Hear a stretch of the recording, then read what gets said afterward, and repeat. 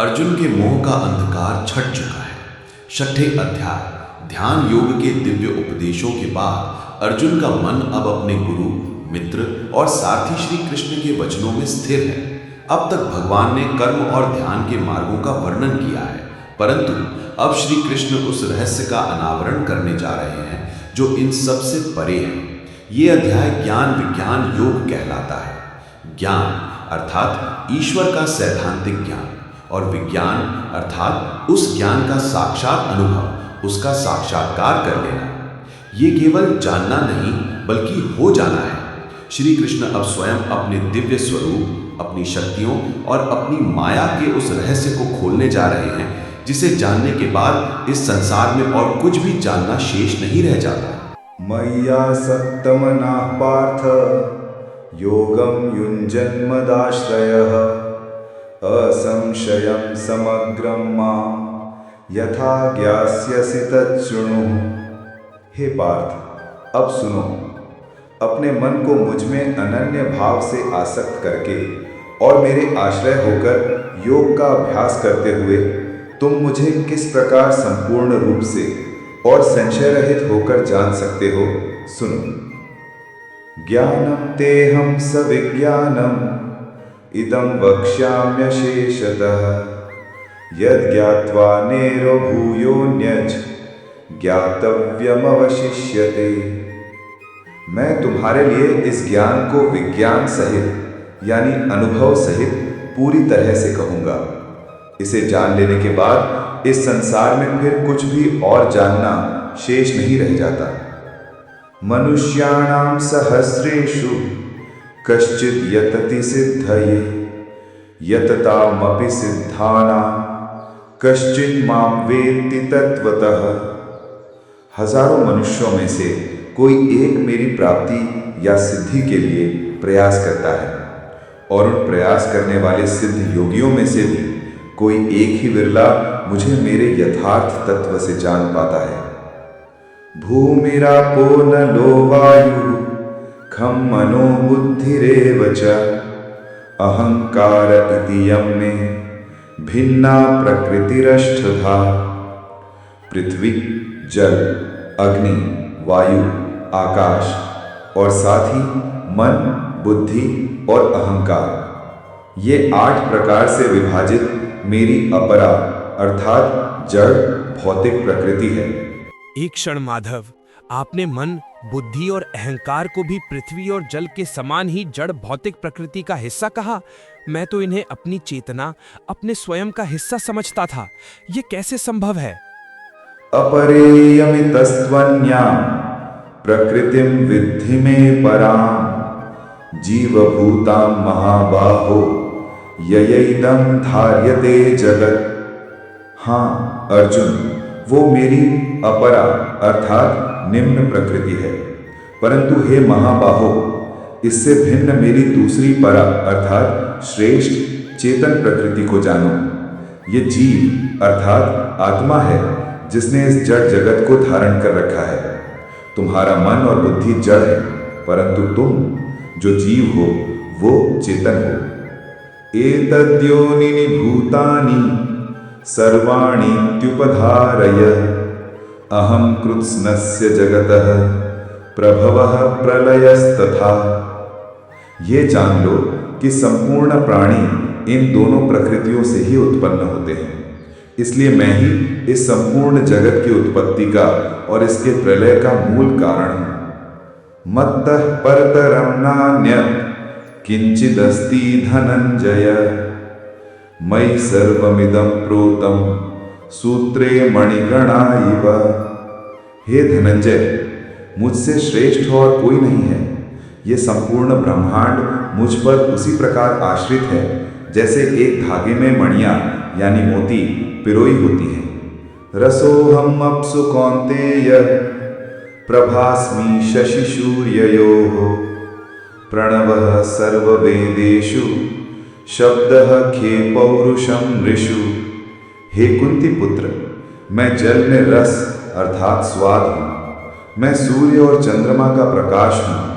संपूर्ण वैदिक मंत्रों में मैं ओम यानी प्रणव हूँ। आकाश में शब्द हूँ और मनुष्यों में पौरुष हूं। पुण्यो गंधः पृथिव्यां च तेजश्चास्मि विभावसौ जीवनं सर्वभूतेषु तपश्चास्मि तपस्विषु। मैं पृथ्वी की पवित्र गंध हूं और अग्नि में तेज अर्थात ऊष्मा हूं। मैं समस्त प्राणियों का जीवन हूं और तपस्वियों का तप हूं।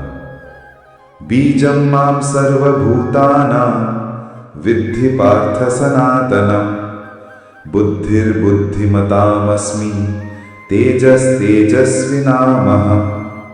हे पार्थ, मुझे ही तुम सभी प्राणियों का सनातन बीज यानी अटर्नल सीड जानो। मैं बुद्धिमानों की बुद्धि हूं और तेजस्वियों का तेज हूं। बलम बलवतां चाहम कामराग विवर्जितम धर्मा विरुद्धो भूतेषु कामोस्मि भरतर्षभ। मैं बलवानों का वो बल हूं जो कामना और आसक्ति से रहित है। और हे भरत श्रेष्ठ, मैं प्राणियों में धर्म के अविरुद्ध अर्थात शास्त्रों के अनुसार काम अर्थात इच्छा हूं। प्रभु, यदि आप ही सब कुछ का सार हैं, अच्छे का, पवित्र का और बल का, तो क्या इसका अर्थ ये हुआ कि संसार में जो कुछ भी सात्विक, राजसिक या तामसिक अर्थात अच्छाई, जुनून या अंधकार है, वह सब भी आप ही हैं?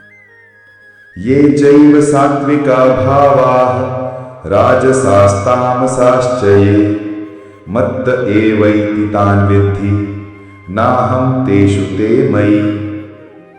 तुम्हारा प्रश्न उचित है। तीनों प्रकार के भाव सात्विक, राजसिक और तामसिक, ये सब मुझसे ही उत्पन्न होते हैं, ऐसा जानो। परंतु वे सब मुझ में हैं, किंतु मैं उनमें नहीं हूं। जैसे घड़ा मिट्टी से बनता है और मिट्टी में ही स्थित है, पर मिट्टी घड़े में बंधी नहीं है। मैं इन गुणों का स्रोत हूं, पर मैं इन गुणों से परे हूं। किंतु माधव, यही तो मेरा सबसे बड़ा भ्रम है। यदि आप ही स्रोत हैं और इन गुणों से परे हैं, तो यह संसार आपको पहचानता क्यों नहीं? ये सारा संसार इस भ्रम में क्यों जी रहा है? त्रिभिः गुणमयै भावैः एभिः सर्वमिदं जगत् मोहितं नाभिजानाति मामेभ्यः परमव्ययम्। क्योंकि ये संपूर्ण संसार मेरे इन्हीं तीन गुणों सत्व, रजस और तमस से मोहित हो रहा है। इसी मोह के कारण ये संसार मुझे अविनाशी और इन गुणों से परे तत्व को नहीं जान पाता। दैवी हेषा गुणमयी मम माया दुरत्यया मामेव ये प्रपद्यन्ते मायामेतां तरन्ति ते। मेरी ये अलौकिक त्रिगुणी माया, इसे पार कर पाना अत्यंत कठिन है, दुरत्यया है।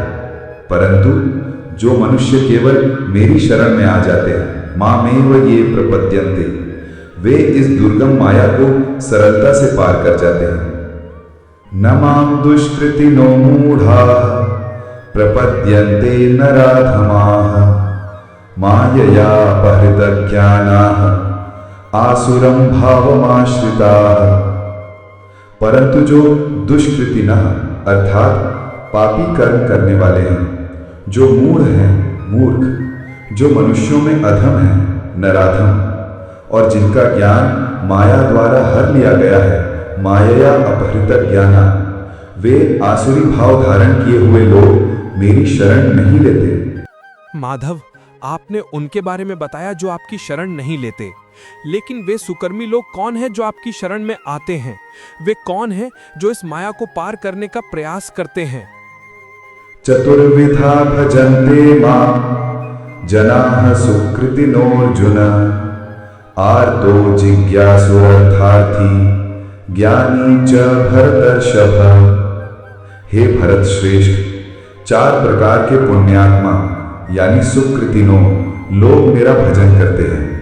आर्त, जो दुखी या पीड़ित होकर मुझे पुकारता है। जिज्ञासु, जो मुझे जानने की इच्छा रखता है, ज्ञान का खोजी है। अर्थार्थी, जो सांसारिक धन, ऐश्वर्य या किसी वस्तु की कामना से मेरे पास आता है। और ज्ञानी जो मुझे मेरे यथार्थ तत्व से जानता है, तेषां ज्ञानी नित्य युक्तः एक भक्तिर्विशिष्यते प्रियो हि ज्ञानिनो अत्यर्थः अहम सच मम प्रियः। इन चारों में से वो ज्ञानी सर्वश्रेष्ठ है जो नित्य मुझसे जुड़ा है और जिसकी भक्ति एक भक्ति है, यानी अनन्य है। मैं उस ज्ञानी को अत्यंत प्रिय हूं और वो ज्ञानी मुझे अत्यंत प्रिय है। उदाराः सर्व एवैते ज्ञानी त्वात्मैव मे मतम् आस्थितः स हि युक्तात्मा मामेवानुत्तमां गतिम्। यद्यपि ये चारों ही उदार हैं क्योंकि वो मेरी ओर मुड़े हैं, परंतु ज्ञानी तो मेरा अपना स्वरूप ही है, ऐसा मेरा मत है, क्योंकि वो मुझ में ही स्थित होकर मुझे ही परम गति मानकर चलता है। बहूनां जन्मनामन्ते ज्ञानवान् मां प्रपद्यते वासुदेवः सर्वमिति स महात्मा सुदुर्लभः। एक गहरे सत्य का अनावरण करते हुए अनेकों जन्मों के अंत में बहुत से जन्मों की साधना के पश्चात वो ज्ञानवान ये जानकर मेरी शरण लेता है कि वासुदेव सर्वम इति, जो कुछ भी है वो सब वासुदेव है। ऐसा महात्मा सह महात्मा सुदुर्लभ, अत्यंत अत्यंत दुर्लभ है। केशव, आप कहते हैं वासुदेव ही सब कुछ है, यह ज्ञानी का लक्षण है, किंतु जो लोग अन्य देवी देवताओं की पूजा करते हैं उनका क्या होता है? वे भी तो श्रद्धा रखते हैं, क्या उनकी बुद्धि भी कामनाओं से ढकी है? कामैस्तैस्तैहृतज्ञानाः प्रपद्यन्तेऽन्यदेवताः तं तं नियममास्थाय प्रकृत्या नियता स्वया। हाँ अर्जुन, जिनकी बुद्धि विभिन्न भौतिक कामनाओं द्वारा हर ली गई है, कामैस्तैस्तैहृतज्ञाना, वे अपने अपने स्वभाव से प्रेरित होकर पूजा के विभिन्न नियमों का पालन करते हुए अन्य देवताओं की शरण लेते हैं। यो यो यां यां तनुं भक्तः श्रद्धयार्चितुमिच्छति तस्य तस्याचलां श्रद्धां तामेव विदधामि अहम्। परंतु रहस्य ये है कि जो भक्त जिस जिस देवता के स्वरूप को श्रद्धा से पूजना चाहता है, मैं ही उसकी उस श्रद्धा को उसी देवता में स्थिर सातया श्रद्धया युक्तस्तस्याराधनमीहते लभते च ततः कामान् मयेव विहितान् हितान्। वह उस श्रद्धा से युक्त होकर उस देवता की आराधना करता है और अपनी उन कामनाओं को प्राप्त करता है जो वास्तव में मेरे द्वारा ही प्रदान की गई हैं। अंतवत्तु फलं तेषां तद्भवत्यल्पमेधसां देवान् देवयजो यान्ति मद्भक्ताः यान्ति मामपि। किंतु उन अल्प बुद्धि वालों को मिलने वाला वह फल नाशवान अर्थात अंतवत होता है, देवताओं को पूजने वाले देवताओं के लोगों को जाते हैं। मद्भक्ताः यान्ति मामपि। गोविंद, आप कहते हैं मेरे भक्त मुझे प्राप्त होते हैं, पर आपके स्वरूप को लेकर ही इतना भ्रम है। कुछ ज्ञानी कहते हैं कि आप निराकार अर्थात अव्यक्त थे और अब आपने यह मनुष्य रूप धारण किया है। कुछ आपको साकार मानते हैं। आपका वास्तविक अविनाशी स्वरूप क्या है जिसे बुद्धिहीन लोग नहीं समझ पाते? अव्यक्तं व्यक्तिमापन्नं मन्यन्ते माम बुद्धयः परं भावमजानन्तो ममाव्ययमनुत्तमम्। बुद्धिहीन लोग मेरे अविनाशी परम भाव को नहीं जानते और ये मानते हैं कि मैं जो पहले अव्यक्त अर्थात निराकार था, अब इस व्यक्त रूप मनुष्य रूप में आया हूं। नाहं प्रकाशः सर्वस्य योगमाया समावृतः मूढ़ोऽयं नाभिजानाति लोको माम अजमव्ययम्। मैं सबके लिए प्रकट नहीं होता क्योंकि मैं अपनी योग माया के दिव्य पर्दे से ढका रहता हूं। यह मूर्ख संसार मुझ अजन्मा और अविनाशी परमेश्वर को नहीं पहचानता। वेदाहं समतीतानि वर्तमानानि चार्जुन भविष्याणि च भूतानि माम तु वेद न कश्चन। हे अर्जुन, मैं भूतकाल में हुए, वर्तमान में स्थित और भविष्य में होने वाले सभी प्राणियों को जानता हूँ, परंतु मुझे कोई नहीं जानता। इच्छा द्वेष समुत्थेन द्वंद्व मोहेन भारत, सर्वभूतानि सम्मोहम सर्गे यान्ति परंतप। हे भरतवंशी, इस संसार में सभी प्राणी इच्छा और द्वेष से उत्पन्न होने वाले द्वंद्व के मोह में पड़कर ही अज्ञान को प्राप्त होते हैं। येषां त्वन्तगतं पापं जनानां पुण्यकर्मणां ते द्वंद्व मोह निर्मुक्ताः भजन्ते मां दृढ़व्रताः। परंतु जिन पुण्य कर्म करने वाले मनुष्यों के पाप नष्ट हो गए हैं, वे इस द्वंद्व के मोह से पूरी तरह मुक्त होकर दृढ़ निश्चय के साथ मुझे भजते हैं।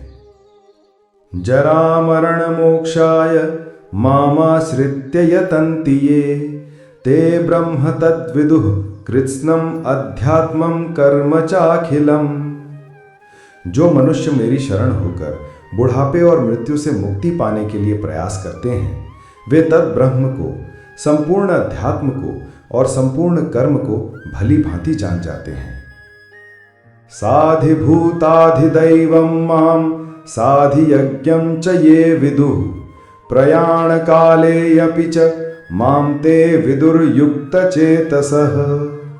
और जो मनुष्य मुझे अधिभूत अर्थात संपूर्ण भौतिक जगत का स्वामी, अधिदैव अर्थात संपूर्ण देवताओं का स्वामी और अधियज्ञ अर्थात संपूर्ण यज्ञों का स्वामी के सहित जानते हैं, वे युक्त चित्त वाले मनुष्य मुझे मृत्यु के समय भी यानी प्रयाण काल में भी मुझे ही प्राप्त होते हैं। हे पुरुषोत्तम, किं तद ब्रह्म किम अध्यात्मम किम कर्म पुरुषोत्तमा, अधिभूतम च किम प्रोक्तम अधिदैवम किम उच्यते, अधियज्ञः कथम को वत्र देहे अस्मिन् मधुसूदना, प्रयाणा काले च कथम ज्ञेयो असि नियतात्मभिः।